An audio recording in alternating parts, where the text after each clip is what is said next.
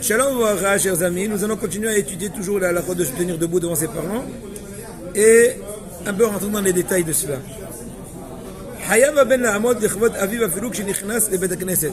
Donc il nous incombe de se tenir debout devant le papa quand il rentre dans un lieu, même si le lieu c'est Bet Knesset. C'est le lieu où on honore Akadosh Baruch Hu. Donc a priori on n'a pas le droit d'exprimer un autre honneur que celui d'Hachem. Or si on honore son papa à l'endroit de l'honneur d'Hachem, qui est le Bet Knesset, ça serait peut-être un manque de respect vis-à-vis d'Hachem. Réponse non, parce que c'est Hachem lui-même qui t'a ordonné de respecter ton papa. Donc c'est pas en contradiction. A priori c'est l'expression la plus simple.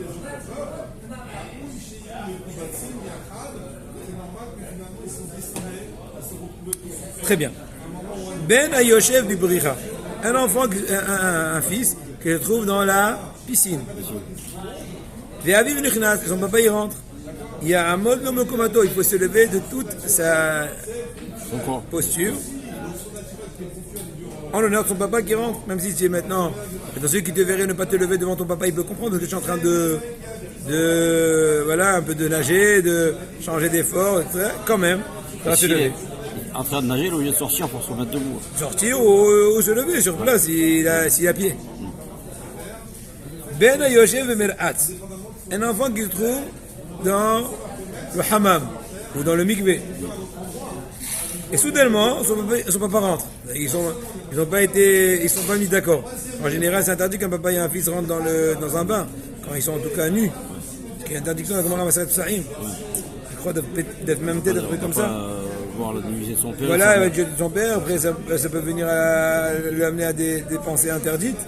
En tout cas, une personne qui se trouve dans le mikvé ou dans le bain mort, etc., dans un bain, et son père rentre subitement, eh bien, il faut se lever de toute sa posture en l'honneur de son papa.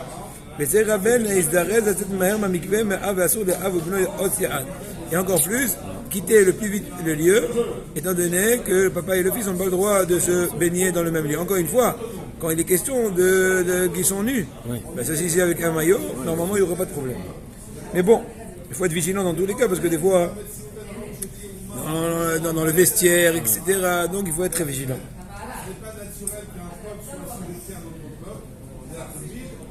Mais dans le hidouch, cette halakha est la suivante. J'aurais pu penser qu'il n'y a pas de cela une splendeur, un honneur qui est exprimé du fait que je me tiens debout devant mon papa quand il rentre dans un lieu simple comme un bain, etc. C'est pour cette raison-là que la Torah t'a exempté de ne pas tenir debout devant une personne qui est vieille ou un haram dans le même hâte. Donc ton papa, pourquoi c'est mieux?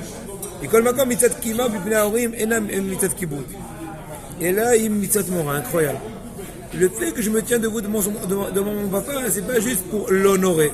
Parce que si ça se tient à honorer, comme honorer une personne qui est âgée ou une personne qui est sage, et bien quand l'endroit n'est pas honorable, on est exempté. Or, l'obligation de se lever de son papa, c'est aussi une expression de la crainte de son papa.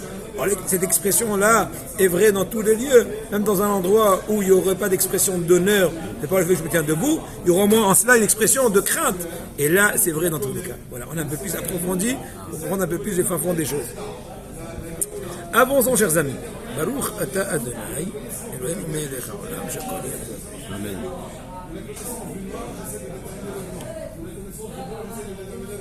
Ben Ayoshev be Mispera ou Mistaper. Un enfant qui est assis dans un salon de coiffure. C'est en train de se coiffer chez le coiffeur. Moi, la première fois que je suis parti au coiffeur, non, pas la première fois. Quand j'étais enfant, oui, mais quand j'étais jeune homme, je vais toujours couper les cheveux par des copains à la yeshiva.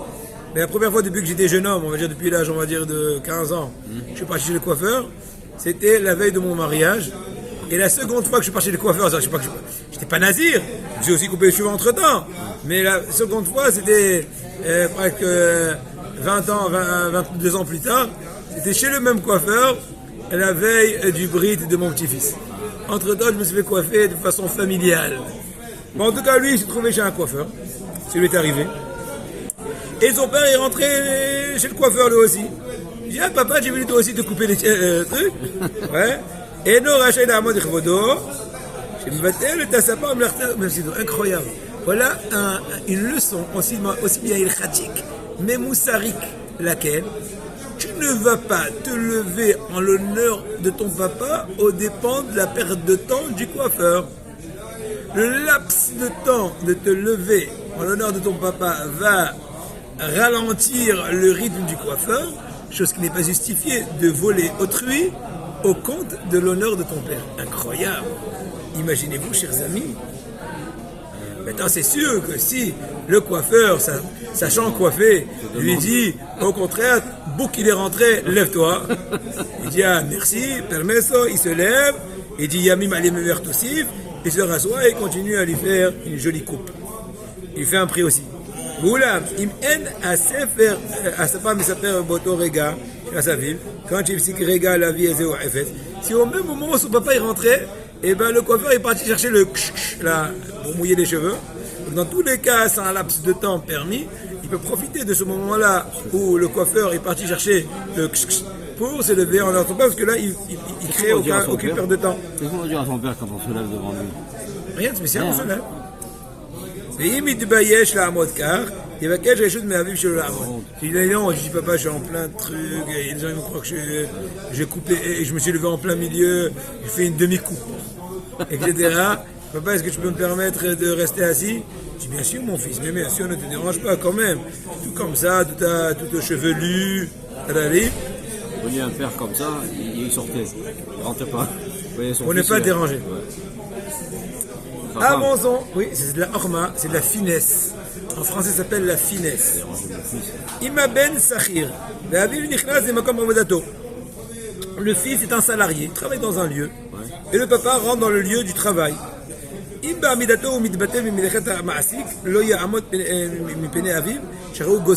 même principe.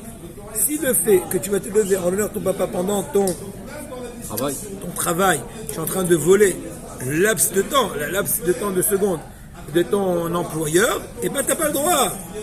Donc non seulement tu es exempté de te lever devant ton père, mais si tu te lèves, t'as pas le droit.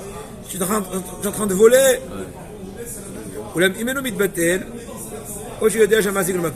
Si ça va pas te perdre un peu de temps. Tu es en train de parler avec un client, en train de lui expliquer pourquoi ils l'ont fait taxer tant et tant.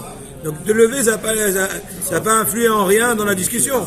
Ou bien tu sais que ton employeur c'est quelqu'un de très gentil, très compréhensif, qui t'estime, qui te fait confiance, et toi aussi BMS tu es très sérieux, et là c'était vraiment une fois tous les, et tu as fait ça de façon très minimale. Dans ce cas-là, tu peux te tenir à cela et se lever. Maintenant, si le fils est atzmaï, ça veut dire il a une affaire personnelle. Il est pas salarié, il est propriétaire, on dirait comme ça. Aviv et son papa est rentré dans l'endroit du travail. Et bien il est obligé de se tenir debout en l'honneur de son papa. Av imtigrom lo akima isaron kis.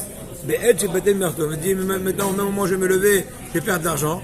Oui, tu perds l'argent à toi. Tu n'es pas en train de voler de l'argent à quelqu'un. En train de moins gagner, pour l'honneur de ton père. C'est la question qui se pose.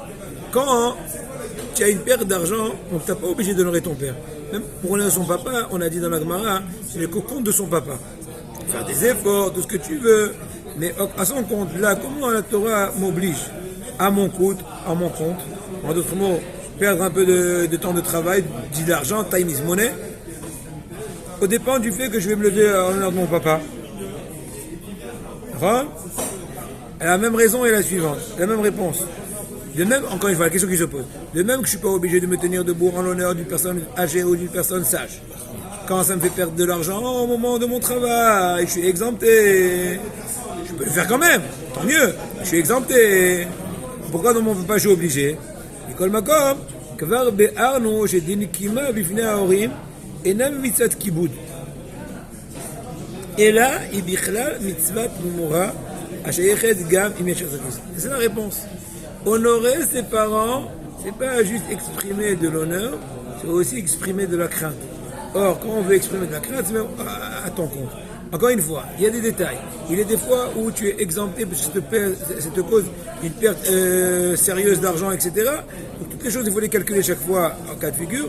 En tout cas, l'idée est la même que l'histoire du bain mort, du mikvé. Il faut exprimer la crainte, même si c'est pas un lieu honorable. N'est-ce pas? Voilà. Alors, bonne journée.